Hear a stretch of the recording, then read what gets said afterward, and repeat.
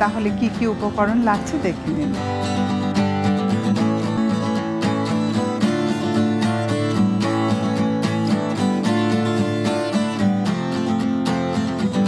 আমি প্রথমে চুলাটা ধরিয়ে দিচ্ছি। আমি এখানে নুডলস সেদ্ধ করে নিয়েছি। তেলটা গরম হলে আমি নুডলসটা দিয়ে দিব। তেল প্রায় গরম হয়ে গেছে, আমি এখন নুডলসটা ছেড়ে দিব। ঠিক এইভাবে গোলাকারভাবেই ছাড়তে হবে এবং আমি এটাকে নাড়বো না। এক পিঠ বাদামি হলে আরেক পিঠ ঘুরিয়ে দিতে হবে।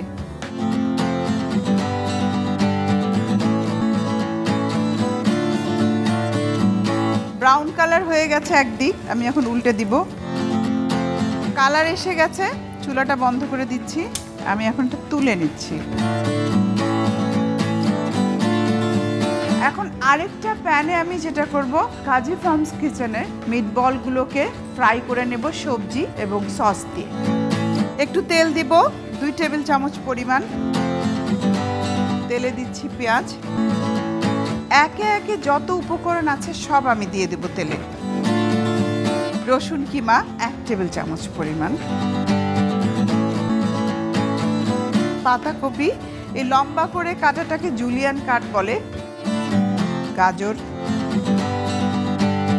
পেঁপে দিচ্ছি। দিচ্ছি কাজী ফার্মস কিচেন মিটবল স্লাইস করা। দেব লবণ আধা চা চামচ পরিমাণ। দিচ্ছি চিনি, এটা একটু সুইট ভাব থাকবে এর মধ্যে।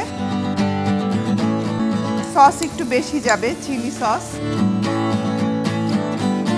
দিচ্ছি টমেটো কেচাপ।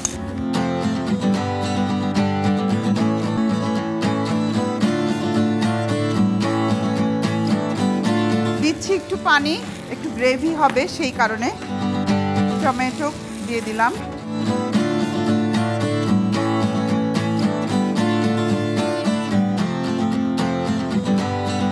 এরপর দিচ্ছি সয়া সস।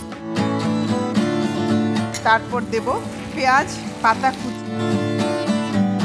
দিচ্ছি সামান্য একটু গোলমরিচের গুঁড়ো। চুলাটা বন্ধ করে দেব লেবুর রস।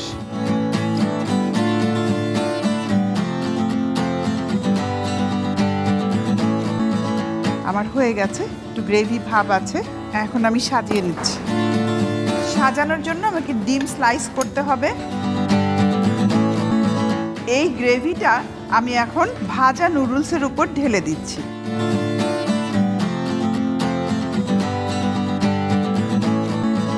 এরপর ডিম স্লাইস করাটা আমি উপরে দিয়ে দিচ্ছি।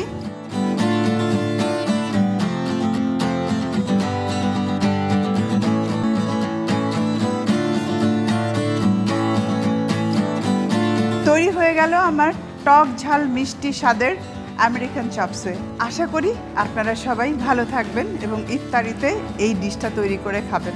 দেখা হবে আবারও। সুস্থ সুন্দর আনন্দে থাকবেন।